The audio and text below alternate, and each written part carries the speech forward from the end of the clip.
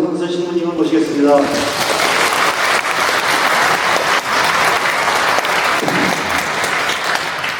네, 지금 방금 미사를 끝냈기 때문에 그냥 주님의 기도로 시작을 하겠습니다. 성부와 성자와 성령의 이름으로 하늘에 계신 우리 아버지, 아버지의 이름으로 기름나시며 아버지의 나라가 오시며 아버지의 뜻이 하늘에서와 같이 땅에서도 이루어지소서. 오늘 저희에게 일용할 양식을 주시고 저희에게 잘못한 일을 저희가 용서하오니 저희 죄를 용서하시고 저희를 유혹에 빠지지 않게 하시고 악에서 구하소서. 아멘. 성부와 성자와 성령의 이름으로 아멘. 네, 안녕하세요. 안녕하세요. 네, 반갑습니다. 여기 전부 다 레지오 단원들이시죠? 네. 저희 부모님도 목포에서 서울 레지오가 처음 진출될 때 그 첫 멤버들이셨어요. 네, 그래서 레지오하고 저도 이 관계가 굉장히 또 깊은 그런 관계이기도 합니다. 그리고 신학생 때 저는 레지오 활동 계속 했었고요. 오늘 이제 여러분들에게 보여드릴 것은 좀 아까 이제 잠깐 설명하셨는데 저는 이제 그거에서 조금 더 나가서 이제 레지오 단원들이니까 성모님에 대해서 조금 더 우리가 상식적으로 좀 많이 아셔야 되지 않을까라는 생각에 성모님 성화, 그 이콘뿐만 아니라 성모님 성화들에 대해서 잠깐 설명을 하고 후반부에는 예수님의 성모님의 발현 그리고 한국에 조금 알려져 있지 않은 그런 발현들에 대해서 이제 연도별로 조금 정리해서 보여드릴까 합니다. 미리 말씀드리면 바로 옆에 중국에서도 성모님 발현이 있었어요. 지금 공산치하에서 전혀 숨도 못 쉬고 얘기도 못 꺼내지만 이미 비오 12세 교황께서 승인을 하셨고 교회 축일에까지 올라가 있는 성모님 발현이 있습니다. 그리고 성모님 발현지에 대성당이 세워졌고 여기도 이제 우리가 카테드르 바실리카라고 하는 교회에서 이제 특별한 의미 있는 성당에 부여하는 호칭까지 부여받은 대성당이 중국에 2개나 있습니다. 그래서 지금 공산치하에 있어서 이제 함부로 말을 못 꺼내고 있는데 또 그 같은 장소에서 1995년에 또 더 큰 기적이 일어났어요. 그래서 그런 것들을 조금 더 함께해서 말씀을 드릴까 합니다. 그러니까 저 공산치하에서 탄압받는 저들을 위해서 성모님께서는 또 어머니로서 나타나셔서 위로를 주셨다는 점. 그러니까 우리가 함께 기도해야 될 의무가 또 우리에게 또 같은 레지오 단원들 또 성모님 공경하는 우리들에게도 있다 하겠습니다. 모택동이 공사하러 할 때 제일 힘들어했고 버거워했던 게 성모군이었다고 그래요. 성모군을 한자로 성모군, 그러니까 레지오 말이에요. 그래서 맨 처음에는 성직자 수도자들만 다 잡아놓고 탄압을 하면 교회가 다 와야 될 줄 알았는데 신부님들이 잡혀가시기 전에 레지오 단원들을 철저하게 교육을 시켜놓으신 바람에 그게 쉽게 무너지지를 않았었죠. 그렇죠? 그래서 성모군이 제일 무섭다라고 모택동이 했다는 얘기가 있습니다. 그만큼 또 성모님을 따르고 성모님이 전사에 여러분들의 또 할 일도 많다 했습니다. 앉아서 하겠습니다. 뒤에서 보이죠? 우선 성모님의 성화의 시작부터 말씀을 드릴게요.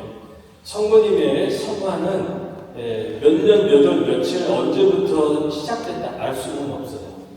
그런데 지금 현재 전하는 그 전승에 의하면 가장 오래된 성모님 성화는 복음사가 루카가 성모님을 그린 걸로 전해지고 있습니다. 그래서 서방에서는 이제 외국에서는 성화를 그리는 이들의 수호성인으로 루카를 공경하고 있어요. 우리는 알다시피 루카는 의사이면서 또 한편으로는 화가였어요. 그래서 우리 카톨릭에 있는 우리 카톨릭 출판사에서 나온 2권짜리 그 카톨릭 성전의 루카편을 보더라도 루카는 의사며 화가였다 분명히 언급되고 있습니다. 근데 우리 신자들은 잘 안 보기 때문에 의사인 것들을 많이 알지만 화가였다라는 걸 좀 생소하신 분들이 많습니다. 그래서 지금 보면은 루카가 성모님을 앞에 모셔놓고 천사의 지도에 따라서 성모님을 그리고 있는 모습입니다. 그래서 정말 저랬을까는 알 수는 없지만 이런 전승이 전해지고 있습니다. 그리고 또 하나 루카는 복음서에 다른 복음에 없는 내용이 있어요. 뭐냐? 1장을 보면 성모님에 관한 이야기가 있어요. 그래서 성모님 죽기만 되면 우리는 루카복음을 꼭 읽죠. 그래서 전승에 따르면 루카는 복음서를 쓸 때 성모님을 직접 뵙고 그분의 자문을 들으며 썼다라는 전승이 있고, 또 이렇게 성모님을 그려고 성모님과 아주 각별한 관계였던 것으로 전해지고 있습니다. 근데 루카가 처음으로 그렸다는 성화는 이런 형태의 성화를 얘기를 합니다. 그러니까 길의 인도자이신 성모, 호데게테리아라고 하는 길의 인도자이신 성모라는 성화가 제일 먼저 그려진 성화다라고 전해지고 있습니다. 지금 보면은 예수님이 성문 쪽으로 이렇게 틀어있질 않아요. 두 분 다 정면을 향하고 있고 예수님은 두루마리를 들고 있어요. 요한복음 1장을 보면 예수님은 누구예요? 말씀이 사람이 되신 분이죠. 그래서 말씀의 주인. 그래서 예수님은 그릴 때 두루마리나 복음서를 꼭 들고 있게 묘사를 합니다. 말씀의 주인이시기 때문에 꼭 말씀이신 분이고, 그 다음에 성모님의 손은 예수님을 향하고 있어요. 이거는 두 가지를 의미하고 있습니다. 보아라, 여기 너희의 주님이 계시다.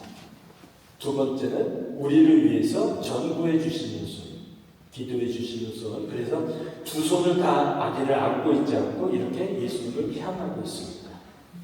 근데 성화라는 것은 원래 그 초기 교회는 사실 없었어요. 왜? 초기 교회의 주요 구성 멤버가 유대인들이었거든요. 유대인들은 모세오경, 특히 신명기에 나오는 너희는 어떠한 형상도 빚어 섬기지 마라라는 규정을 철두철미 지키는 이들이었기 때문에 오늘날도 우리 성당에 해당되는 유대인들의 기도하는 집, 시나고가, 회당을 가서 보면은 사람이나 동물의 형상이 없어요.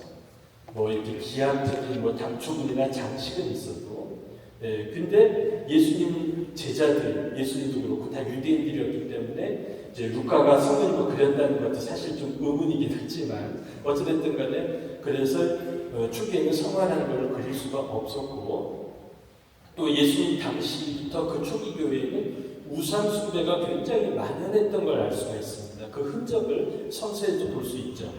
뭐 우상에 이제 그 예물을 바치고 절하는 문제도 있지만은 우리가 이제 쉽게 볼 수 있는 것, 예수님이 성전 정화하실 때 어떤 사람의 상을 뒤집어 엎었다고 나오죠. 무슨 상이라고 했죠? 환전상이라고 나오죠. 그런데 성전에 왜 환전상이 필요할까? 그 예수님 당시에 국제 화폐가 뭐였냐면 로마 화폐예요. 근데 로마 화폐는 동전에 당시 황제 얼굴이 새겨져 있어요. 우리도 동전에 이순신이라든가 우리 영웅들이 새겨져 있고 영국은 영국의 국왕이 새겨져 있거든요.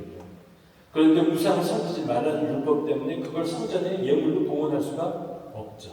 그러니까 예물 봉헌하기 위한 헌금이, 환전이 필요했던 거예요.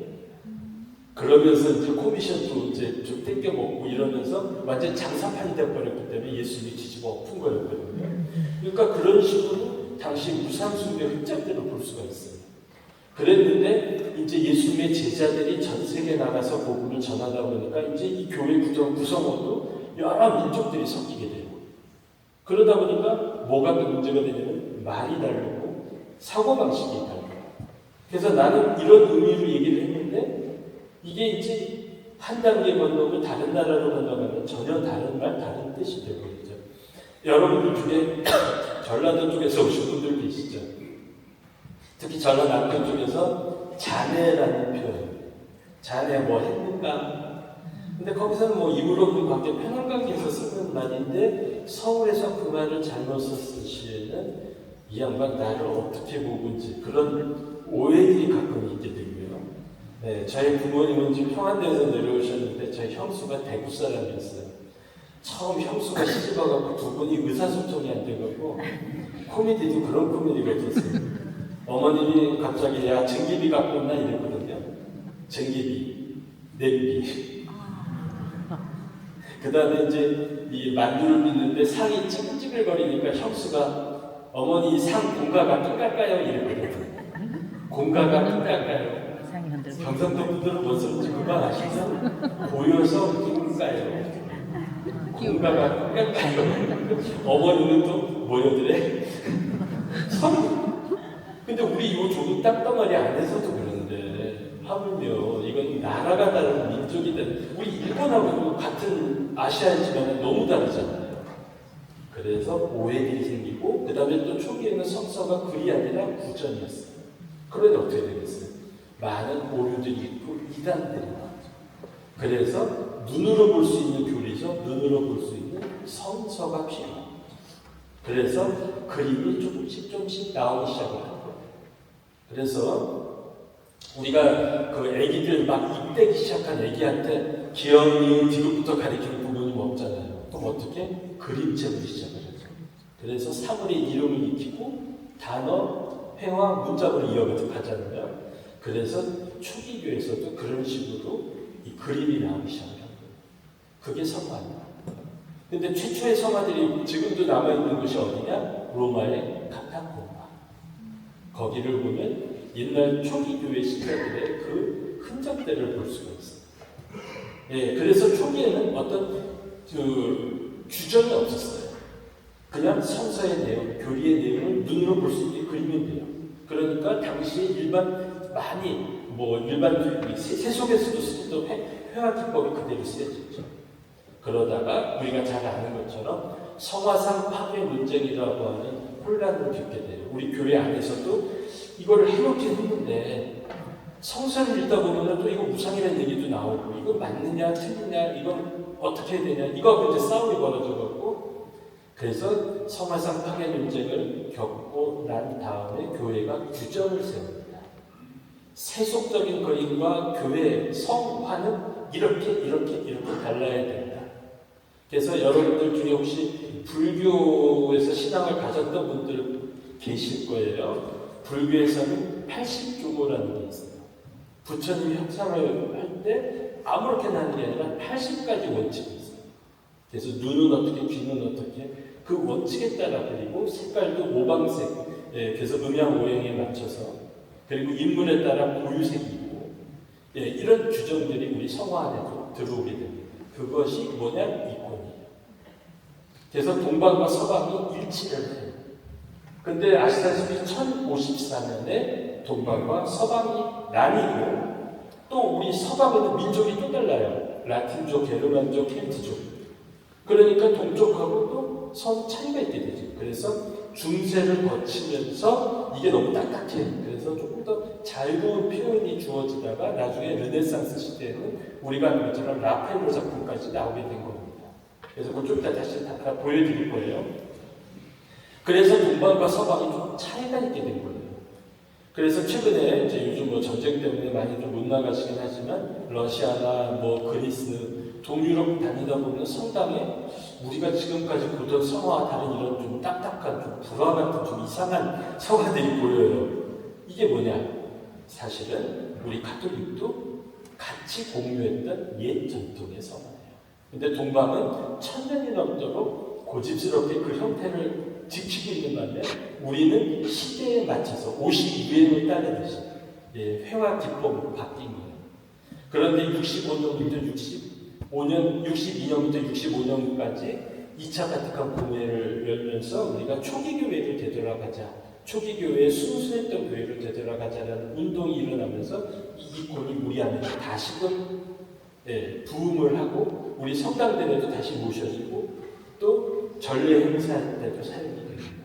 그리고 이런 연구하는 단체들도 많이 생기고 그러니까 이코는 우리하고 관계없는 게 아니라 우리가 잊고 있던 옛 모습의 하나다 이렇게 이해하시면 빨리 이해하실 수가 있습니다. 그래서 최근에도 해외 토픽 같은 데 보고 교황님이 큰 행사 같은 거 하실 때 뒤에다가 그 날 축일에 맞는 성화 이코를 세워놓고 하는 걸 해외 토픽에서도 보실 수가 있습니다. 그래서 이코는 그러니까 좀 더 영적인 그림 그리고 규정에 따른 그림 이렇게 말씀드리면 이해하실 수가 있습니다. 그리고 우리가 익숙한 이런 회화적인 거는 그보다는 좀 주제가 좀 느슨한 근데 영적인 면은 많이 약화된 이런 성화라고 이해하시면 되겠습니다. 그래서 성모님의 성화가 이렇고, 그 다음에 성모님에 보면은 이마하고 어깨에 별 모양이 있어요. 이쪽에 하나는 예수님한테 가려 있고, 성모님은 항상 별을 이런 표식이 3개가 들어갑니다. 이것도 초기 교회에서부터 오는 전통이에요. 왜 3개냐? 네, 요즘 뭐 침대가 뭐 별이 5개 어쩌고 그러는데 그거보다 성모님이 3개입니다. 왜냐? 동정을 뜻합니다. 예수님을 낳기 전에도 동정이요, 예수님을 낳은 후에도 동정이시고, 하나는 뭐냐? 유대인들은 여자가 해산할 때 피도 흘리고 뭐해서 부정탄다고 생각을 했어요. 그래서 여인은 애를 낳고 40일 동안 집에서 근신하다가 그 다음에 성전에 정결 예물을 바치고 정결례를 하도록 했습니다. 그래서 2월 2일이 우리가 주님의 성전 봉헌 주기를 지내잖아요. 그런데 1965년까지는 무슨 주기였냐면 성모 취결례 청례. 성모님이 유대인 전통에 따라 정결례하는 걸 기념합니다. 그런데 그거는 중세 이후에 새로 시작된 거고, 초대교회는 예수님의 성전을 봉헌을 기념했죠. 그러니까 주기가 바뀌어버린 거예요. 그래서 우리가 초대교회로 되돌아가자라고 했잖아요. 그래서 그 성모님의 주기는 의미가 없잖아요. 유대인들 전통일 뿐이지. 그래서 그것도 폐지하고 주님의 봉헌 주일과 초축성을 복원을 합니다. 65년 이후에. 그때 이제 그리고 이 별 하나는 바로 그거예요. 유대인들의 그 관습에서도 성모님은 손상을 입지 않았다는, 정결하신 분이라는 거죠. 그래서 별이 3개. 항상. 그래서 선물방 같은 데 보면은 예수는 없지만 이런 입장을 하고 있다고 해서 무조건 마리아라고 쓰면 안 돼요. 성모님은 짙은 갈색, 아니면 그 다음에 붉은색과 푸른색이 있는 옷을 입으시면 지상 생활하실 때 성모입니다. 그래서 예수님 탄생이나 예수님 성전 봉헌 때는 붉은색과 푸른색. 붉은색은 팔레스틴 지방에서 여인들, 특히 유부녀들이 입는, 어머니들이 입는 옷 색깔이었기 때문에 그렇게 있던 거고요. 그 다음에 예수님은 항상 손을 이런 식으로, 요거는 뭐냐? 축복하는 손인데 히라고로 예수 그리스도라는 글자를 형상화한 거예요. 그래서 오늘날도 동방의 사제들은 이렇게 손을 하고 신자들한테 간곡을 합니다. 우리 천주교는 3일절 뜻해서 이렇게 하고 간곡을 했었어요. 근데 이제 2차 바티칸 공회 이후로는 규정이 없어요. 그냥 이렇게 하고 간곡을 합니다, 요즘은. 근데 그 이전에 사진이나 영화를 보면 다 우리 교황님이나 주교님들이 이렇게 하고 간곡하는 사진들을 볼 수가 있습니다. 그런데 이거는 이제 그게 설명이 됐고, 그 다음에 예수님의 후광 속에는 십자가가 있다는 거. 성모님은 없고 예수님만. 왜? 십자가는 오로지 주님께만. 그래서 후광 속에 십자가가 있는 것은 오로지 예수님께만. 그리고 여기 글씨가 들어갔는데 여기 지금 2개가 지워졌고 존재자라는 뜻입니다.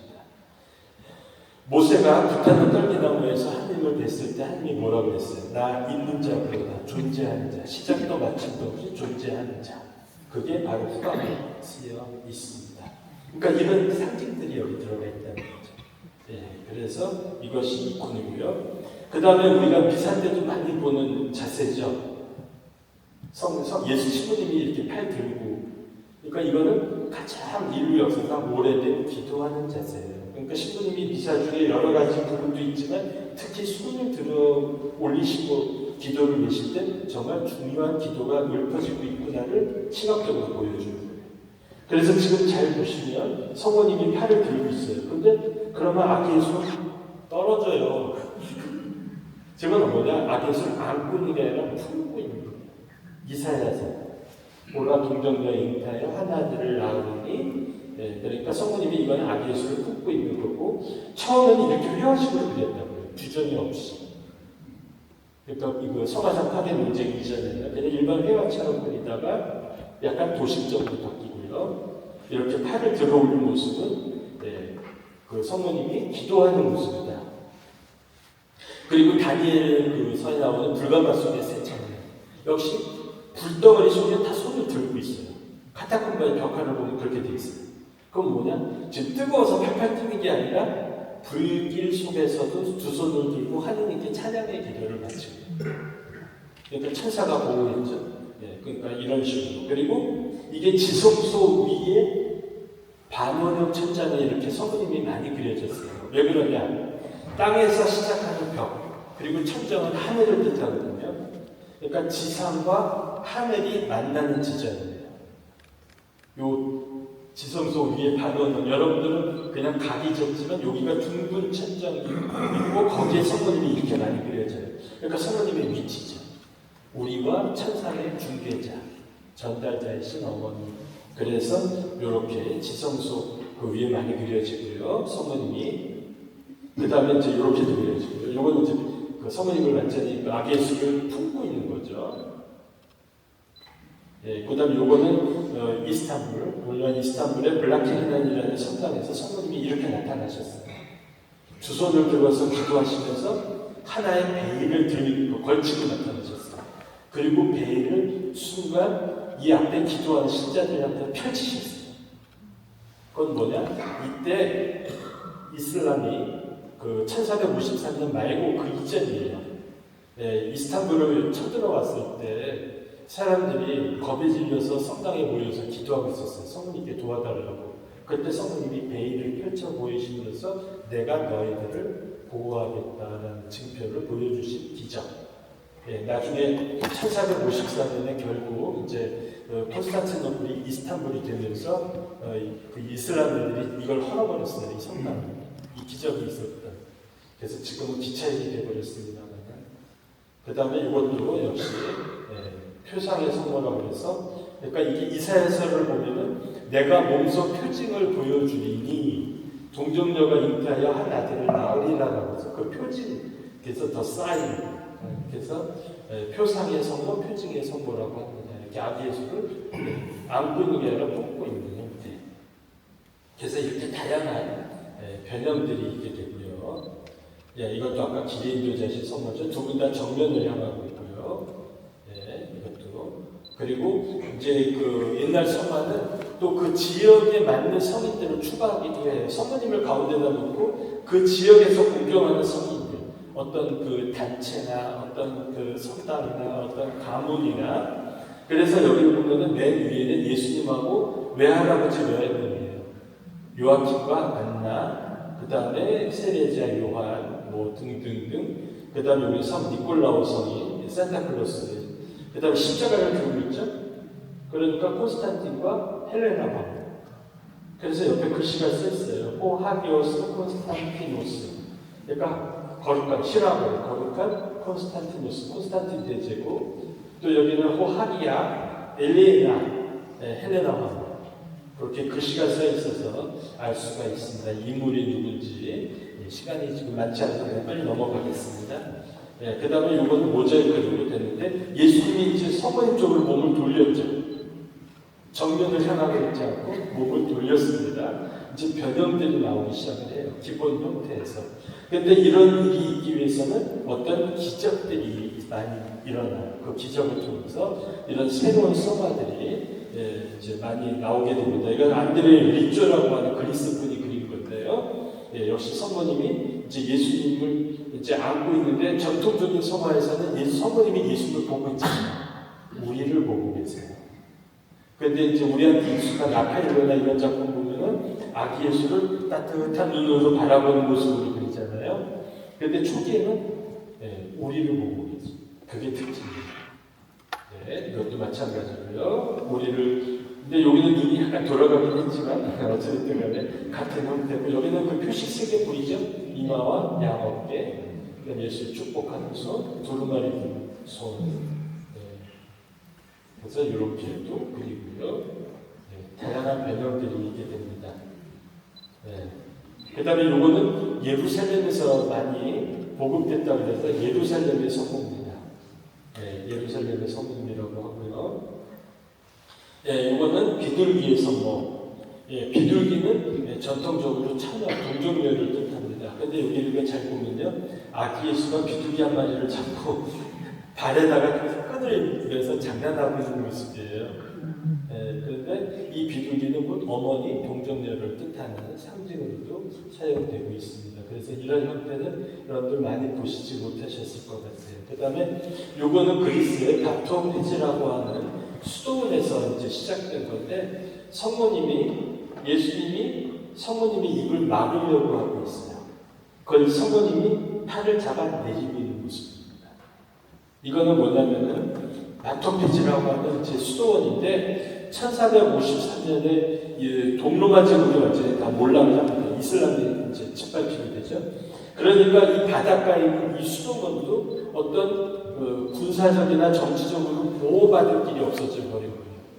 그래서 어떻게 돼요? 바닷가니까 또 수도원이니까 또 많은 사람들이 어떤 봉헌한 것들, 그 다음에 뭐 성물들, 성인 유해들 엄청 많았거든요. 그걸 노리고 해적들이 들이닥치고 하니까 성벽을 쌓았어요.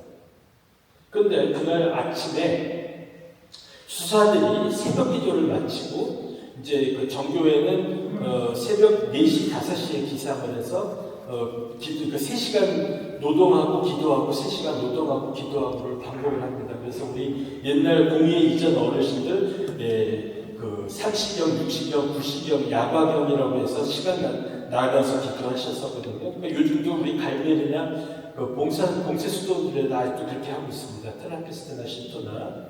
근데 동방교회는 거의 모든 수도들과 그렇게 하고 있어요. 근데 그 수도원에 새벽 기도를 마쳤을 때, 마침 하고 방에 가서 잠깐 쉴 때, 원장이 혼자 성당에 남아 있었어요.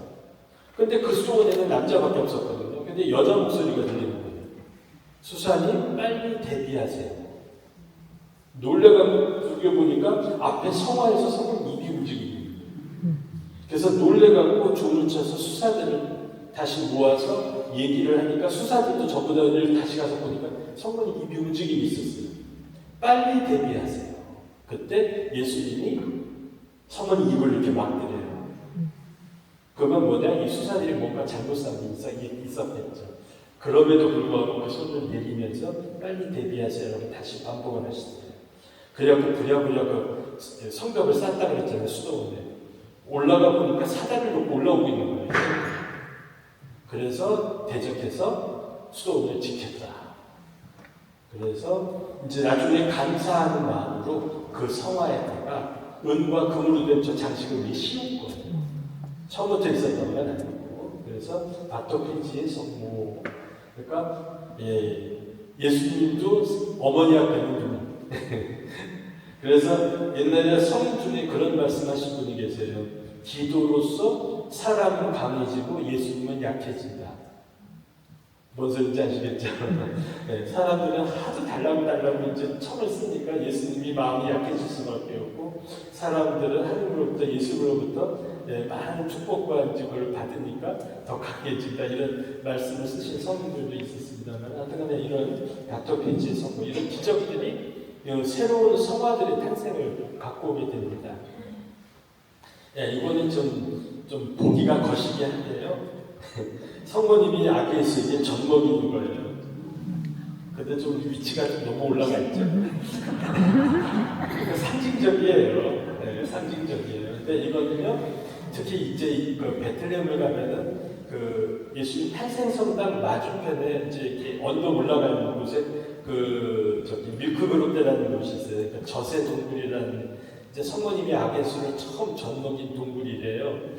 거기는 들어가는 입구서부터 이런 성이에요, 전부. 그래서 순례객들, 특히 여자분들 대신 모시고 가면 고개를 어디다 둬야 될지 모르겠다고 그러셔요. 그래서 이런 성모님이 수유하는 모습이 아주 독특한 성화가 있고요. 그 다음에 이거는 카자네 성모. 러시아 사람들이 제일 공경하는 성화예요. 그래서 러시아 사람들에게 선물하려면 어떤 성화 줄까 하면 이거를 얘기를 하고, 웬만한 러시아의 도시에는 한복판에 제일 중심에 이 성모님께 보온된 성당이 다 있어요. 왜냐? 러시아를 3번이나 군난에서 구했어요. 전쟁에 있을 때마다 이 성화를 앞에 모시고 나가서 이겼거든요. 스웨덴과 한 번, 폴란드하고 한 번, 몽고하고 한 번. 그래서 출길이 3번이에요. 요즘 한 짓거리 가보면 성모님이 오히려 거꾸로 뭐를 먹이실 것 같은데, 어쨌든 성모님이 그렇게 공경하고 성모님을 사랑했던 민족이에요. 그래서 카잔의 성모, 카잔이라고 하는 곳에서 어떤 소녀에게 이런 성화를 이제 파라, 이 성화가 나올 것이다 해서 성 나오는 거거든요. 성모님이 두 팔이었고 예수님이 한 손으로만 축복하는 모습이 독특해요. 그래서 카잔이라고 하는 그 도시에서 이제 시작이 돼서 카잔의 성모. 그 다음에 이거는 성모님의 손이 몇 개인가 한번 보세요. 3개죠? 세 손의 성모예요.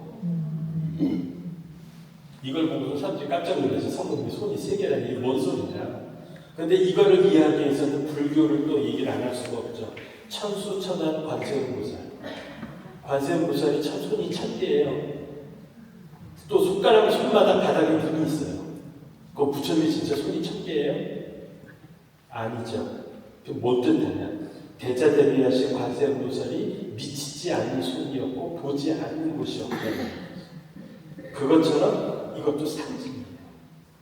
이거는 뭐냐면은 실제로 있었던 기적이에요.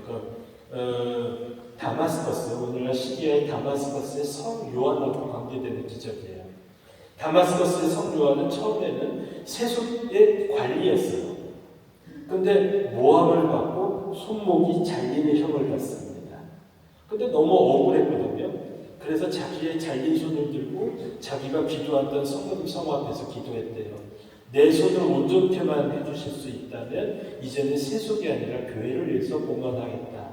그때 손이 기적적으로 붙었답니다. 그래서 감사하는 마음으로 은으로 만든 손을 만들어서 그 기도했던 성화에다 봉헌을 했대요. 그래서 손이 저렇게 3개가 된 거예요. 그래서 그 이후로 정말 세속을 떠나서 아까 성화상 파괴 논쟁이 있었다고 그랬죠? 성화 옹호하는데 자기의 모든 것을 다 바쳐요. 그래서 유배까지 다 나와요. 그래서 다마스커스의 성 요한과 관계되는 기적이고요. 요거는 아까는 이제 그 위에 그 리사라는 장식을 씌운 거고, 요거는 그냥 그림으로 그린 거. 이건 더 이상하죠. 손이 진짜 3개가 그려져 있다면 이건 더 이상해요. 차라리 아깝게 조금 더. 예. 여러분 보시는 크기에서 한 4분의 3 크기가 원래 크기예요, 실제. 굉장히 큰 성화인데 이 전체가 아파트 한 서너 채 값이에요. 예, 이게 무려 순금에다가 이렇게 무늬를 다 넣고요. 그 다음에 이거는 뭐겠어요? 루비구죠. 이거는 사파이어고 이 하얀 건 다 다이아몬드예요. 네. 그러니 이게 아파트 한두 채가 아니에요. 어마어마하니까 이제 우리 서방도 그렇고 동방도 그렇고 수도원에 이런 것들이 많은 이유가 그 수도원이 어떤 타락해서가 아니라 이런 식으로 어떤 감사하는 일이 있을 때 또 이 성화 앞에서 내가 어떤 기원을 했을 때 그게 이루어졌을 때 이렇게 봉헌들을 많이 했어요. 귀족들, 왕들 또 그리고 돈이 없는 사람이 자신의 노동력으로 건물을 봉헌을 하고 그렇게 해서 다양한 봉헌들을 했다는 거. 그래서 특히 우리나라 개신교가 좀 자꾸 이상하게 얘기를 해서 그러는데 유럽에 이제 일반 롯데관광 하나투어 이렇게 다니는 거 제가 한국말을 차라리 못 알아들어도 좋겠다는 생각도 있어요. 어떨 때 이렇게 베드로 광장에서 이렇게 있다가 옆에 한국말이 들려서 이렇게 들어보니까 이거는 왜 거기까지 가놓고 천주교 욕을 시작해서 욕으로 끝나는지 모르겠어요. 그러니까 이런 것도 수도원만 가면 수도원 이렇게 부패하고 이렇게 타락했다. 일부 그런 것도 없는 건 아니죠. 근데 너무 거기에다가 우리가 그러니까 이런 성모님 성화 이런 걸 통해서 왜 그런 것들이 봉헌이 되고 있는지를 우리가 알아야죠. 그래서 우리 신자들부터가 오해가 없었으면 좋겠습니다. 예, 요거는 또 돈의 선물하고 러시아 돈이라는 지방에서 시작됐는데 독특하게 예수님 옷이 무릎까지 걷어져 있어요. 요거는 예수님이 십자가에서 옷 벗김을 당하는 수치를 예표하는 성화입니다. 네, 그걸 상징화하는 성화예요. 그래서 돈의 성모. 네, 이거는 이제 성모님하고 예수님하고 뺨을 맞대고 있는 성화들이 나와요. 그거는 어머니와 아들의 지극한 사랑의 관계를 나타내는. 그래서 이런 경우를 우밀레니에 또는 엘레우사 자비의 성모라고 하죠. 그래서 이렇게 다양한데 우리 한국에도 많이 알려지는 블라디미르의 성모. 블라디미르라고 하는 지역에서 이제 유래가 됐고 지금 이게 시커머니까 우리나라에서는 이게 블랙바톤이라고 자꾸 쓰고 있어요. 검은색 아니에요. 짙은 갈색이에요. 그래서 우리가 전통적으로 우리 가톨릭에도 성모님이 붉은색, 푸른색 나중에 이제 라파엘로 작품도 보여드릴 거예요. 지상생활을 하셨어요. 그리고 옆에 여러분들 보시는 분은 흰색과 푸른색이죠. 그거는 천상 영광 중의 성모님이에요. 그거는 1000년이 넘는 전통이에요. 동반이건 상관없어요. 표현의 방법이 바뀌어도. 이거는 어머니와 아들이 친밀한 관계. 아기 예수가 얼마나 친밀하냐면 엄마 목을 이렇게 끌어안고 있어요. 엄마 목을 끌어안고 있고 한 손으로는 옷자락을 잡아 당기고 있어요. 그래서 엄마와 아들의 친밀한 사랑의 관계. 그래서 블라지미르 성모. 요거는 이제 더 후대 17세기 시몬 우샤코프라고 하는 러시아 화가가 그린 거예요. 그 다음에 이거는 야로슬라우이라고 러시아 북부의 도시예요. 거기 불어 흐르는 주교님한테 이렇게 나타나셨어요. 그래서 이 성화가 또 시작이 됐고요. 이건 톨가. 그래서 그 톨가의 성모 수녀원이 있어요. 지금도 이 원화가 있어요. 이것도 기적으로 성모님이 그 지역 주교님이 우리 본당 순시하듯이 지역 순시를 하다가 숲 속에서 러시아도 너무너무 이게 넓으니까 밤에 이제 텐트를 치고 그러니까 야외에서 주무시게 됐어요. 그런데 새벽녘에 갑자기 빛이 비쳐서 주교님이 깨요. 그래서 텐트 밖을 나와 보니까 그 숲 속에서 빛이 비치는 거예요. 그래서 빛을 따라가 보니까 빛 속에 성모님이 이 모습으로 나타나셨어요. 그래서 요거는 톨가의 성모. 그래서 그 나무판에 이 모습이 그려진 채로 하늘에 떠 있는 상태로. 그래서 그 톨가라고 하는 수녀원이 지금도 있고 그 수녀원에는 이 원화가 걸려 있고 이 앞에서 기도하면서 수많은 사람들이 치유받고 또 기적들이 지금도 일어나고 있습니다. 그 다음에 이거는 좀 우리한테는 좀 익숙지가 않은데 벨라코니티사라고 해서 주로 그리스에서 그려지는데 지금 아주 모양이 이상망측하죠.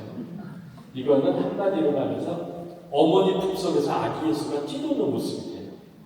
이게 뛰노는 모습인지 거의 그냥 목이 꺾어져 있고 좀 우리한테는 좀 와닿지가 않은 형태이긴 합니다. 그 다음에 이제 이것도 같은 형태고 다리고 뭐고 좀 안 맞아요 사실. 좀 균형이 안 맞고 그 다음에 이거는 페랭이 꽃의 성모라고 해서 페오도르브라고 하는 가문에서 전해지던 성화로 역대 러시아 황후들의 수호 성화예요. 그래서 마지막 황후도 페오도르스카야거든요. 그래서 이 자신의 이름과 같은 성모 성화를 자신 친실에다 걸었었어요. 그 다음에 우리한테 익숙한 거는 요거보다는 요거죠. 요게 우리 한국 사람들한테 많이 알려져 있는데 사실은 이 파란색이 겉으로 간 것보다 파란색이 속으로 간 게 더 많아요. 요거는 그리스 크레타 지방에서 시작이 된 건데 우리가 영원한 동의 성모라고 하는데 동방에 가서 영원한 동의 성모라고 못 알아들어요. 그럼 원래 성화 이름이 뭐냐? 순환의 성모입니다. 왜? 보세요. 예수님 옆에 십자가를 든 천사가 있고요. 십자가 밑에는 뭐가 있어요? 못이 있어요. 그리고 여기 십자가에는 가시관이 걸려있어요. 그리고 반대편 천사를 볼까요? 반대편 천사를 보면요. 뭐를 들고 있냐면은 예수님 옆구리 찔렀던 창. 그 다음에 예수님이 몸 마르다 했을 때 입에다 대드렸던 해면별 막대기. 순환의 도구들이에요. 그래서 예수님이 이러한 순환의 형국을 보고 어머니 품에 화급하게 달려드는 모습이에요. 그래서 허리띠가 빨간색이에요. 피를 상징하고. 그렇게 하고 신발이 벗겨져서 매달려 있어요. 얼마나 위급하고 당황스러운 순간인가를 알 수가 있어요. 근데 로마를 돌다 보면은 성물방에서 두 분은 활짝 웃는 모습으로 그린 성화를 봤어요. 그건 말도 안 돼요. 지금 웃을 상황이 아니죠. 두 분이. 그래서 우리 한국에는 이게 더 많이 알려져 있고 우리 로마의 에스필리노 언덕에 산타마리아 마주에 성모님께 부르는데 성모님이 그 7월 3일, 5일인가 그 성모님이 8월 5일 성모님이 성당 지을 자리 사목동 위에 문 내려주신 성모 설지전이라고 그러죠. 그 설지전 바로 건너편 두 블럭 앞에 성 알퐁소 성당에 이 원화가 모셔져 있어요. 근데 우리 로마로 이 성화를 모셔왔는데 이 앞에서 너무도 많은 기적이 일어나고 너무도 많은 사람이 도움을 받았어요. 그래서 영원한 도움의 성모라는 이름이 붙은 거예요. 원래는 순환의 성모입니다. 그래서 여기도 보시죠. 빨간 허리띠, 그 다음에 신발이 더 정갈하게 보이죠. 네, 그래서 이런 기적들, 이런 역사적인 사건에 의해서 이런 성화 이름들이 나오고, 이거는 저 비잔틴 시대 상하 조각이에요. 상하라는 게 꽃길이 어금니잖아요. 그 둥글기 때문에 거기서 평평한 면적이라는 게 얼마나 나올 수 있는지 아시겠죠? 손바닥보다도 더 작은 거예요, 이게. 거기다가 이렇게 조각을 한 겁니다. 대단한 거예요. 그래서 여기 보면 이게 예수님이에요. 여기는 성부님이고요. 이제 아기 예수님이 진짜 꿈에 나타날까 무서울 정도로. 항상 그때. 근데 이게 여기 천사죠. 날개를 보니까 천사 둘, 옆에는 베드로하고 바오로가 둘러있는 모습이에요. 근데 예수님이, 이게 예수님입니다. 좀 모습이 좀 거시기 하지만. 근데 이게 얼마나 이게 조각하기 어렵고 작은 건가를 알 수가 있어요. 그리고 여기 구멍들이 있죠. 그래갖고 나무로 된 이런 어떤 거, 그 다음에 복음서 표지 여기다가 이제 그 꿰매갖고 장식을 한 거예요. 상하 조각을 해갖고. 네. 그러니까 비잔틴 시대 대단하죠. 요거는 아까 말씀드린 앱스, 그 지성소 위에 받는 공간에 아까 그 표상의 성모가 그려져 있기도 하고 이렇게 아기 예수를 안는 모습으로 그려지기도 하는데 성모님의 위치를 나타낸다 이겁니다. 그래서 혹자는 성찬의 전례가 거역되는 지성소 천정에다가 성모님을 그려놨다. 이게 뭐냐 이렇게 오해하시는 분이 있는데 성모님께 우리 성찬예를 바치는 게 아니라 지상과 천상의 중개자이신 성모님의 위치를 나타내는 거예요. 그리고 성모님이 아기 예수를 안고 있는데 여기에서 우리 중요한 성모님의 호칭 기도가 나오죠. 상지의 좌여 세데사텐시 거룩한 지혜 누굽니까? 그 예수님이죠. 성모님이 그분의 목좌가 되셨다는 거죠. 네, 그리고 이제 옆에는 시라고도 미딜 테우 하느님의 어머니라는 글자가 좌우에 새겨져 있습니다. 네, 이렇게 그림으로 그려지기도 하고요. 마찬가지예요. 이거는 성모님만을 나타내는 게 아니라 성모님이 곧 뭐냐? 예수님의 목좌가 됐다. 네, 이렇게 또 안고 계시는 모습, 또 이렇게 모습이 나오고요. 자, 그 다음에 이거는 19세기 말에 러시아에서 있었던 기적인데요. 예, 그 모든 가난하고 고통받는 들의 어머니라는 성화인데요. 원래는 그냥 이런 성화예요. 왜냐면 가난한 이들한테 성모님이 빵도 주고, 그 다음에 천사들이 헐벗은 사람 옷도 입혀주고, 이런 성화예요. 근데 이 성화가 그 상트페테르부르크 제정 말년의 러시아 수도였던 상트페테르부르크 외곽에 유리 제품 만드는 공장이에요. 황실에 쓰는 유리 제품을 만드는. 근데 그 당시에는 학교였기 때문에 이런 공장에까지도 병당이 다 있었어요. 근데 이 병당에 이게 걸려 있었는데 어느 날 밤에 마른 벼락이 쳐요. 그래서 성당을 파괴하고 그 주변에 불까지 났어요. 근데 이 성화가 아무렇지가 않은 거예요. 근데 더 놀라운 일이 성화 앞에 자그마한 헝금함이 있었어요. 헝금함을 벼락이 정통으로 친 겁니다. 그래서 이 헝금함이 벼락을 맞으면서 불에 타면서 돈들이 사방에 튀는데 여기 보시다시피 제일 값어치 없는 돈만 12개가 가서 붙었어요. 그래서 가난한 이들의 헌금을 주님께서 귀히 여기신다고 보여주신 거예요. 우리나라에 이런 정도밖에 안 될 정도로 제일 형편없는 큰 돈이 아니에요. 그래서 이런 기적이 있어 지금까지도 안 떨어지고 있어요. 네, 그래서 이런 기적이 또 있었고, 네. 그 다음에 이건 이제 우리 그 성모 호칭기도, 예? 성모님이 여러 가지 그 호칭들을 나타낸 거예요. 그래서 보면은 성모님이 이제 그 사다리를 들고 있어요. 성모님은 그 천상에 우리가 사다리라고 그러거든요. 천국에 이르는 길을 인도하소서. 그래서 이런 것들. 그래서 성모님의 호칭은 요 꽃잎에다가 하나씩 그린 거예요. 시간상 그거는 설명을 지금 못 드리겠고, 네. 그 다음에 이것도 마찬가지고, 그 다음에 이제 중세를 거치면서 카톨릭은 이렇게 만든 거예요. 회화적으로. 요거는 시에라의 두치오라는 분이 그린 거고요. 근데 비잔틴 전통이면서 약간 회화적으로 바뀌기 시작을 합니다. 그 다음에 성모님 승천. 성모님 승천은 전통적으로 카톨릭은 정교회가 이렇게 그렸어요. 뭐냐, 성모님이 세상을 떠날 때가 되자 사도들이 둘러싸서 애도하고 예수님이 성모님의 영혼을 안고 올라가는 모습. 그런데 이것이 우리 그 카톨릭에도 이렇게 같이 그려졌어요.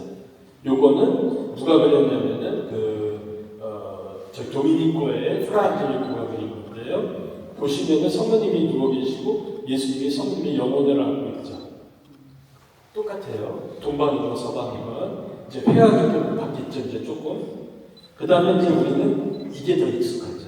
스페인어가 무리오가 그린 천사들이 밑에 바글바글 하면서 올라가는데 이거는 우리가 후대라는 표현이고 초기는 그런 때다. 그 다음에 조또가 그린 건데 이거는 이제 성모님의 탄생이에요. 근데 여기 그 유모가 코 흥하는 거 약간 그려놨어요. 애기 코 푸는 것까지 그려놨어요. 이게 성모님의 탄생인 게 안 나오고요. 그 다음에 성모님의 성전봉은 이렇게 회화식으로 이제 성화가 나오기 시작을 하고, 그 다음에 이건 프라한테니까. 그래서 신약적으로 성모님을 신약의 하와, 예수님을 신약의 아담이라고 표현합니다. 구약의 아담과 하와로 인류가 시작됐듯이 성모님과 예수님으로 인해서 새 인류가 시작됐다. 그래서 옆에는 낙원에서 추방되는 아담과 하와를 같이 그려놨어요. 그리고 재미있는 게 여기 제비를 그려놨어요. 제비라는 게 뭘 뜻하냐면 봄, 새로운 소식. 그 다음에 죽음과 같은 겨울이 끝나고 만물이 솟아나는 시기. 그래서 성모 영도가 바로 그거를 상징한다. 우리에게 봄이 왔다. 생명의 기운이 왔다. 이걸 나타내는. 그 다음에 우리한테 익숙한 라파엘로 작품이죠. 그래서 이게 우리한테 익숙하고 너무 빨리 와닿지만 영적인 면은 많이 조금 부족하죠. 아까 이콘에 비하면. 이콘은 기도하고 관주하면서 보는 성화라는 이 우리한테 익숙한 이거는 바로 바라보면서 느낄 수 있는 성화라는 점에서 차이점이 있어요. 근데 옷 색깔은 똑같습니다. 붉은색과 푸른색. 그거는 지상사만 하시는. 근데 아기가 둘이죠. 그럼 한 아기는 누굴까요? 그렇죠. 세례자 요한. 지금 보면은 이제 여기 십자가 하나 들고 있어요. 그리고 어떤 거는 허리춤에 낙타 속옷을 입고 있기도 하고, 항상 또 예수님이 우위에 있어요. 요한 무릎을 꿇고 있잖아요. 그래서 이것도 라파엘로 작품이고요. 그리고 아무리 악이라고 할지라도 이렇게 올 누드도 그리질 않았어요. 초기교회는.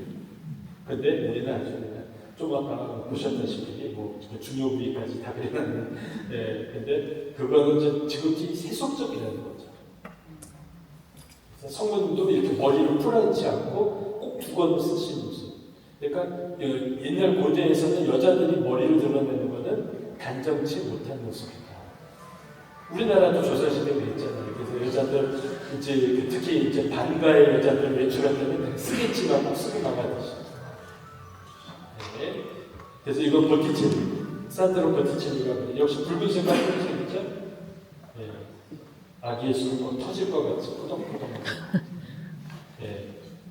시간이 이렇게 되다 보니까 1시간이 후딱 가버렸는데요. 지금 우리가 진짜 1시간이 조금, 거의 8시 조금, 7시, 8시 조금 넘어서 시작했는데, 그래서 조금만 성문의 발현을 조금 말씀드리고 끝내도 되겠죠.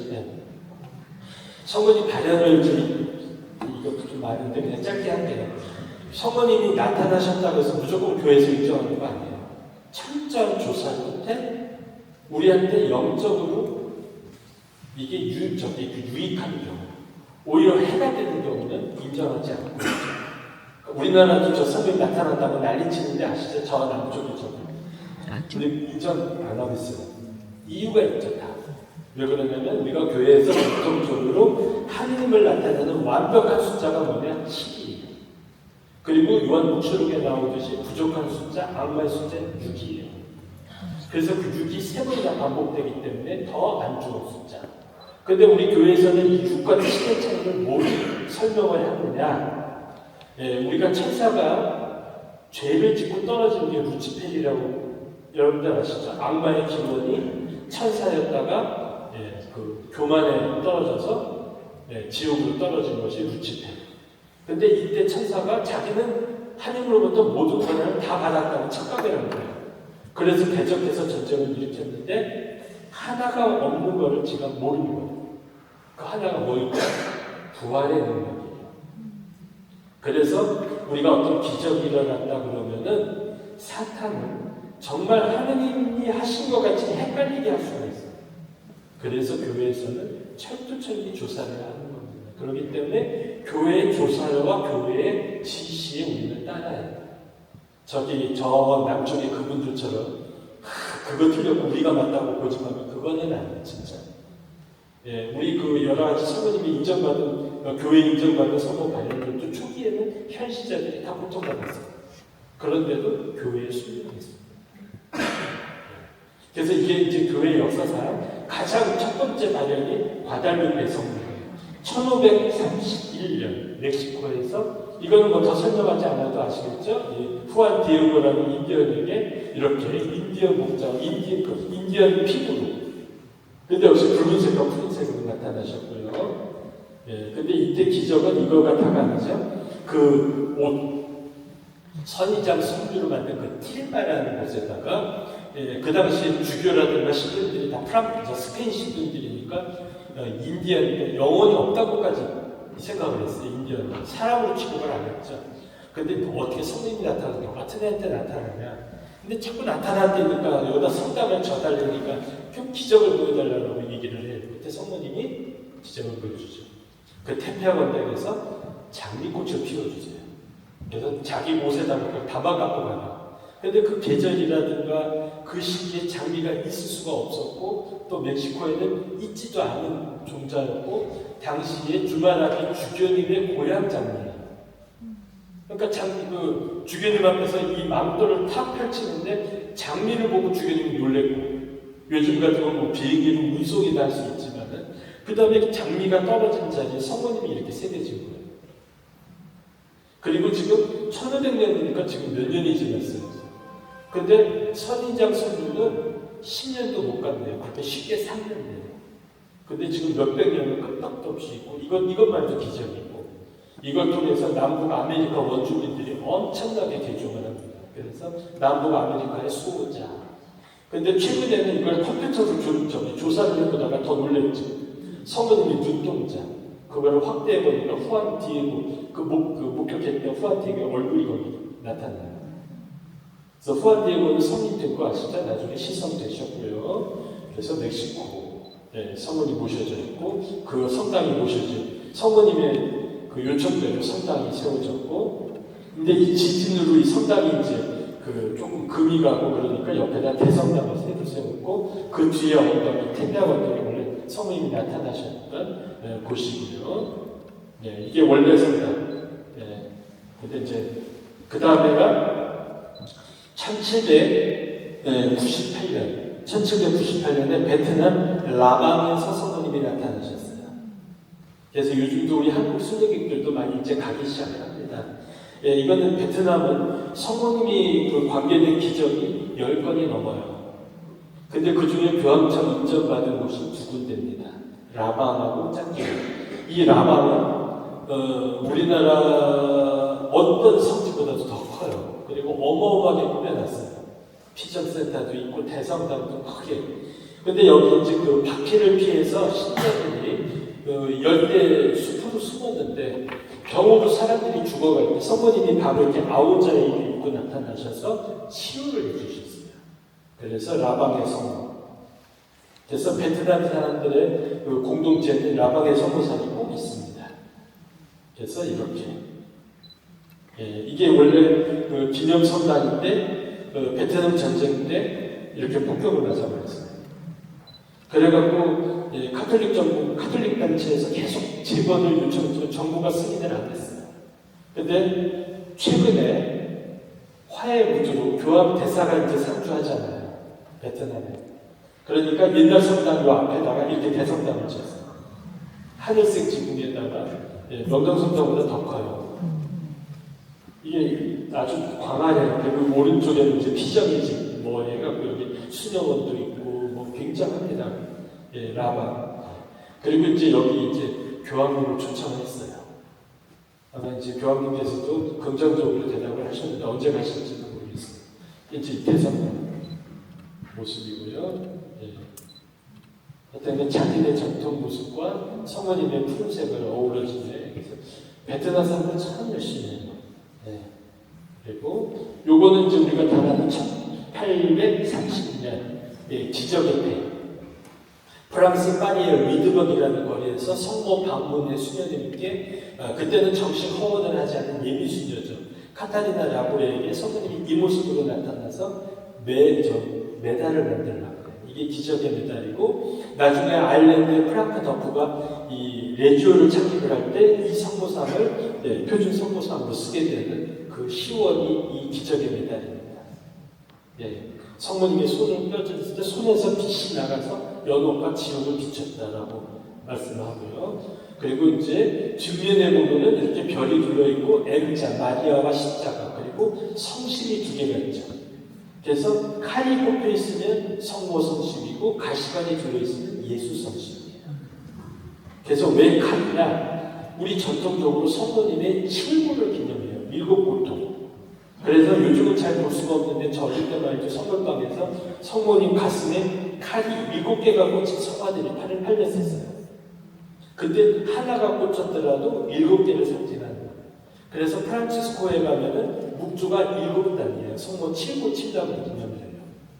그래서 가끔 명동성당 성물방에서도 파는데 전에 제 아는 신자가 묵주를 샀는데 잘못 만든 거 샀어요. 그러고 있어요. 또 보정했더니 7단 묵주예요. 잘못 만든 게 아니에요. 그 성물방에서 설명을 해줬어요. 그 기도문도 있어요. 그것도 같이 줬어야 돼요. 그래서 프란치스코 계열의 수도에서는 성모 7구 7락 기념을 하기 때문에 7묵주 7단을 한다는 거. 그 다음에 이제 이렇게 나타나셨다는 거예요. 그래서 이제 우리 아일랜드 프랑크 덕후가 이제 레조마리아 만드실 때 성모상을 이제 하시는 그 시원이 될 거고, 이렇게 성모님이 정말 다정하게 나타나셔서 성모님 무릎에다 손을 얹고 대화를 나누셨어요. 카타리나 라브레가. 그 다음에 지금 그 성당이에요. 그래서 카타리나에게 나타나셨던 모습을 이렇게 그림으로 그려놓고요.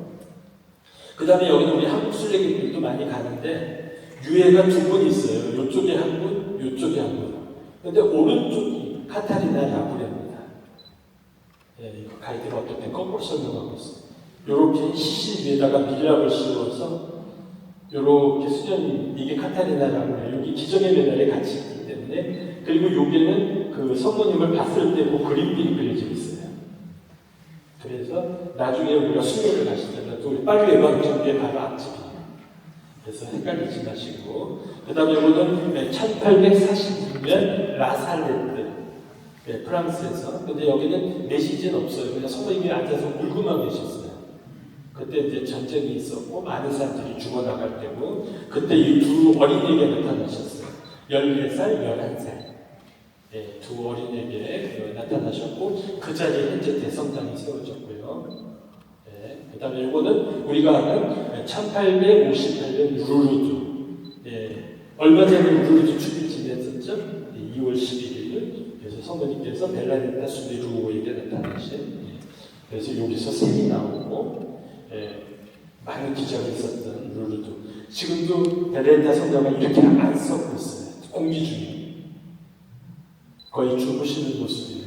그래서 이분의 시신은 어디서 볼 수 있냐면 루르드에서 파리 가는 중간 정도쯤에 누베르라고 하는 곳에 이분이 사셨던 수녀원이 있어요. 그 수녀원 성당에 모셔져 있습니다. 그런데 이제 우리 교회에서는 전통적으로 시복 앞두고 한번, 시상 앞두고 한번 무덤을 여는 전통이 있어요. 왜냐면 이렇게 기적이 있기 때문에. 그래서 시복을 앞두고 이걸 관을 열었더니 너무 습해갖고 묵주 고리가 다 살았어요. 옷도 상하고. 근데 시신은 마치 주무시는 것 같아요. 장밋빛에다가 사람이 죽으면 손끝서부터 시커매지는 거 아시죠? 근데 장밋빛이 손끝도 발끝도. 그리고 시신에서 향기가 나고, 그 다음에 무릎이 상처가 심했는데 이 수도복을 다시 해입을 때 보니까 무릎이 다 치료돼 있었어요. 그리고 몇 년 후에 시상하면서 다시 열었는데 또 그대로인 거예요. 그래가지고 이제는 유리안에다가 모셔놨어요. 그리고 우리 한국에서도 베론에서 최영 없이 무덤을 열었습니다. 근데 뼈는 그대로 있는데 제의가 안 써봤어요. 제의가 뒷판은 써봤는데 앞판이 그대로 제의를 입혀서 묻었더라고요. 녹색 제의. 그래서 지금 베론에 모셔져 있습니다. 그래서 그 15각도 한번 열었습니다. 그 다음에 이제 요거는 꽁맹. 1871년에 역시 프랑스인데 프랑스에서 천만이 나타나셨어요. 그만큼 성모님이 많이 나타나신 거는 좋은 게 아니에요. 뭔가 잘못이 있고 죄악이 많은 곳이라는 얘기고요. 여기도 역시 전쟁과 많은 싸움이 있던 곳이고요. 성모님이 이렇게 별이 가득한 곳에 피가 흘러오는 십자가를 들고 계셨어요. 그래서 이것도 말씀이 크게 없으셨고요. 지금 현재 이렇게 대성당이 세워졌고요. 그 다음 목격자. 당시 목격자들, 그 다음에 마을. 근데 보면은 대체적으로 현시자들이 어린 걸 볼 수가 있어요. 그래서 진짜 이렇게 하늘에 성모님께서 동동 떠서 그러니까 순수하고 이렇게 뭐랄까 더럽히지 않는 이들에게 성모님은 나타나신다는 거. 그 다음에 요거는 아일랜드 녹뮤르. 예수님이 이렇게 어린 양으로 나타나시고 천사들이 뱅글뱅글 돌고 옆에는 성모님이 계시고 사도 요한이 함께 사도 요한과 세례자 요한이 함께 나타나는 모습으로 녹뮤르. 요거는 이제 이렇게 대성당이 세워졌고 요한 바오로 2세께서 거기는 이제 축성을 하셨습니다. 그래서 그다음에 요게 이제 베트남의 두 번째 성모님 발현지 짝기우. 이거는 1895년. 요것도 성문 이제 성당이 이렇게 있었어요. 근데 또 박해가 이제 정권이 바뀌면서 박해가 일어나니까 이 신자들을 이제 체포하기 위해서 병사들이 들이닥칩니다. 그때 본당 신부님이 신자들과 함께 성당으로 들어가요.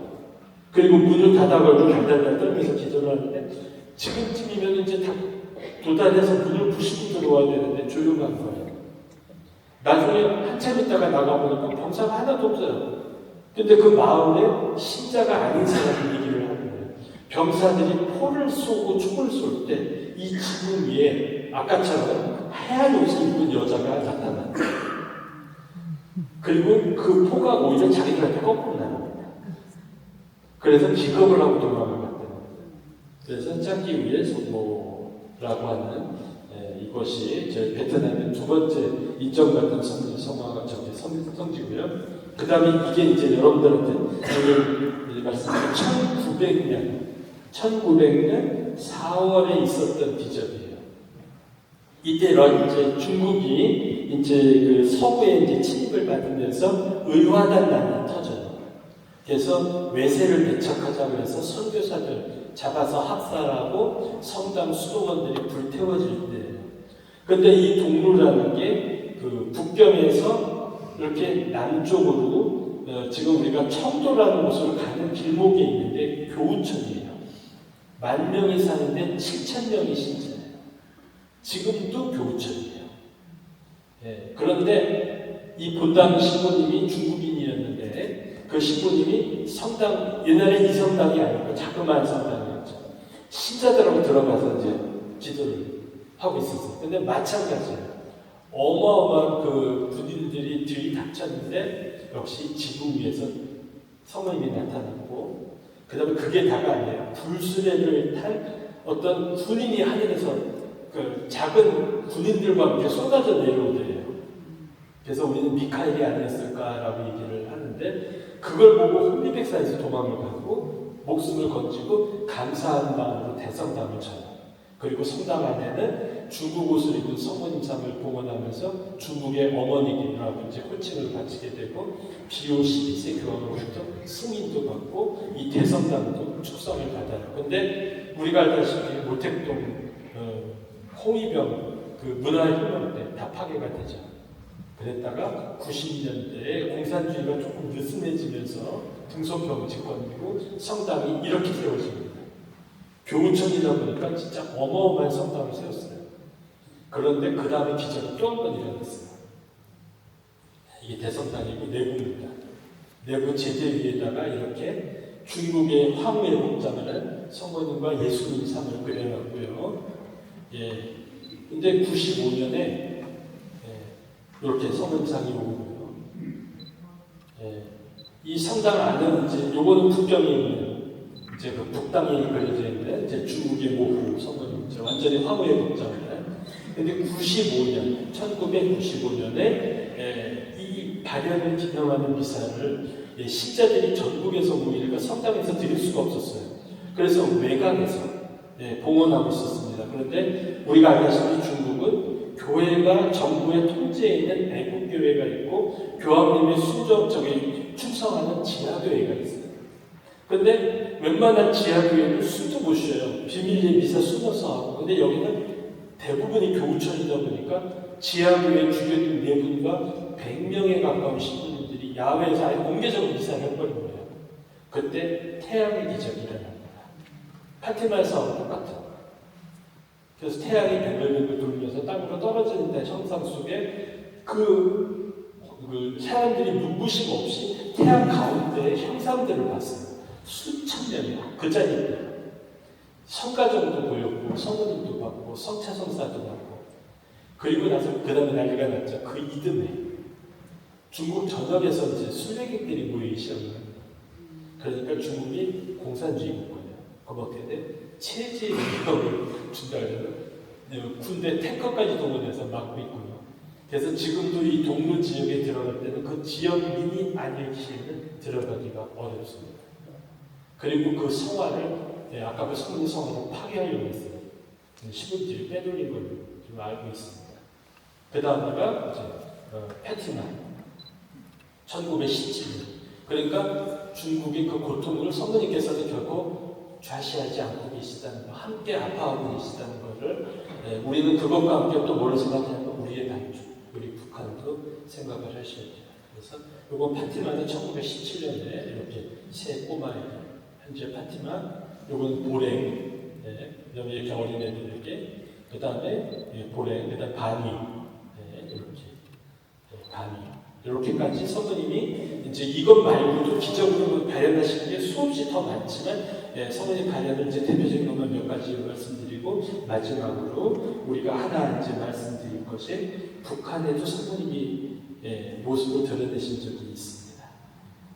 뭐냐면은 제가 지금 평양교구 관련된 일을 하는데 이제 지금 돌아가셨어요. 어떤 할머니 한 분이 오셔서 그런 말씀을 하세요. 내가 이제 살 날이 얼마 안 남은 것 같은데 누군가 내 이 말을 꼭 전해야 되겠다. 그리고 저보고 신부님이 기회가 되면 꼭 그 자리에 성모상이나 성당을 세워주세요라고 말씀을 하시는 날이에요. 뭐냐? 자기가 어릴 때는 개신교 신자였어요. 그래서 어릴 때 어머니 등에 업혀서 그 자기 나가던 예배당에 저녁 예배를 드리러 갔대요.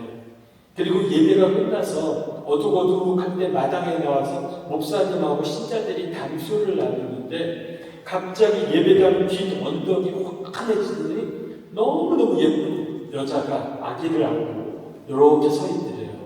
그러면서 목사님과 신자들을 그렇게 하나하나 따뜻하게 내려다보더래요. 그래서 엄마 이거 봐 하고 엄마한테 얘기하고 주변 사람들한테 얘기했지만 전부 다 보지를 못했대요.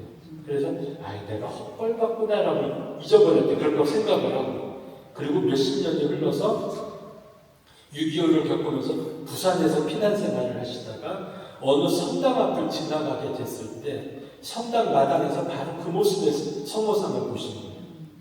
그래서 너무 놀래갖고 그 길로 이제 성당을 다니기 시작을 했고 신자가 됐고 그리고 저보고 남긴 말이 그 예배당 자신 나중에 이제 갈 수 있게 되면은 성모상이나 성당을 꼭 세워주십시오. 그러니까 그 얘기만 봐도 제가 알 수 있는 거는 그렇게 우리나라 개신교 신자들이 성모님을 홀대를 하는데도 성모님은 똑같은 자식으로 그렇게 따뜻하게 바라보신다는 거.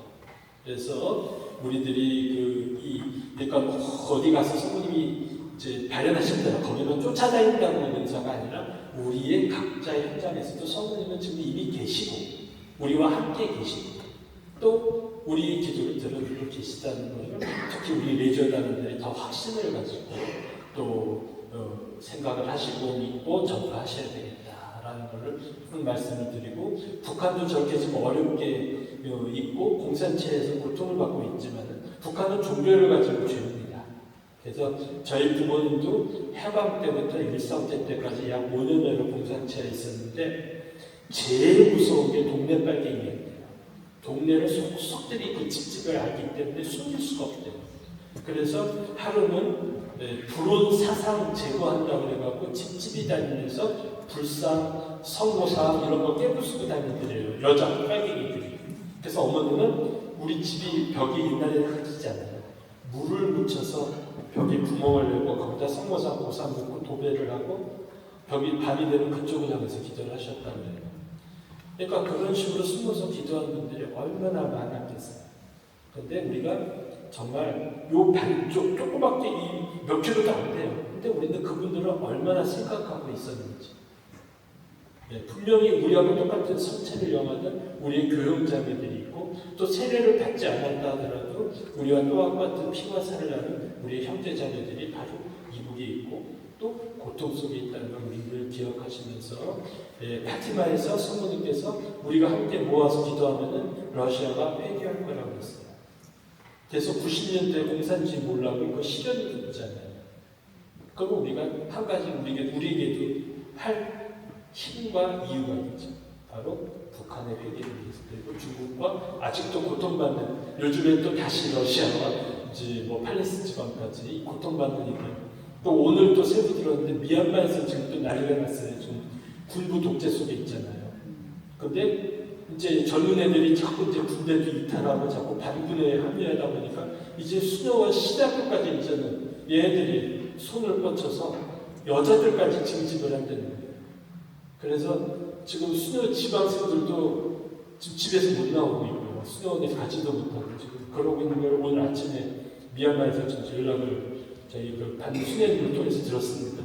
그런데 우리 더 기도의 지향들이 우리에게도 아직도, 우리 주변에도 어려우고 힘든 것들 많지만 우리도 그런 것들을 함께 지향을 두고 기도하신다면 성령은 분명 우리와 함께 해주고 도와주실 것이라는 것을 꼭 말씀드리고 싶습니다. 그리고 교황님이 꼭 인정을 받지 않았어도 그 북한의 그런 것처럼 진짜 순수한 그런 어린아이에게는 성령님께서 또 다른 모습을 우리에게도 보여주신다는 것을 꼭 말씀드리고 싶습니다. 여기까지 하겠고요. 마침 기도로 성부와 성자와 성령의 이름으로 아멘. 천주의 성부여, 당신 무엇이면 우리를 맡기오니 어려울 때 은혜를 물리치지 마시고 모든 위험에서 항상 구하소서. 복되시고 영화로우신 동정녀여, 영광이 성부와 성자와 성령께 전과 같이 이제와 항상 영원히 아멘. 성부와 성자와 성령의 이름으로 아멘.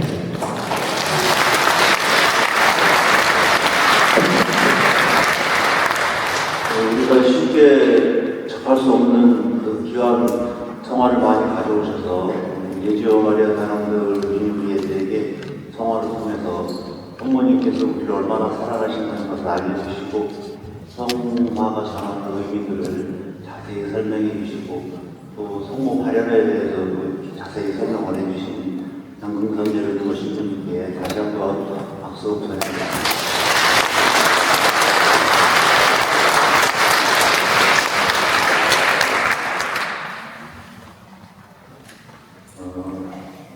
이어서 마치기도 하실 것 같아요.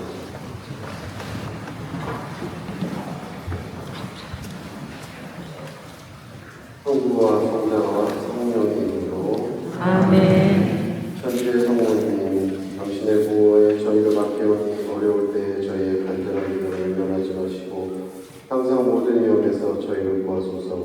영원하고 복되신 동정녀시여, 이 없이 깨끗하신 마리아 모든 종의 등지자시여, 저희를 위하여 그러소서. 성 미카엘, 성 가브리엘, 성 라파엘, 저희를 위하여 그러소서. 성모님의 천상군단 모든 천사들이여, 저희를 위하여 그러소서. 데레자 성 요한, 저희를 위하여 그러소서. 성 베드로와 성 바오로, 저희를 위하여 그러소서. 주님, 아래 깃발 아래 모여 봉사는 저희에게 주님께 대한 온전한 믿음과 마리아께 대한 굳은 신뢰심을 쏘소. 이로써 저희는 세상을 정복하렵니다. 사랑으로 불타는 힘찬 믿음을 저희에게 주소서. 이 믿음으로써 주님을 사랑하는 순수한 취향으로 저희의 모든 사명을 완수하고 이웃 안에서 항상 주님을 믿고 섬기렵니다.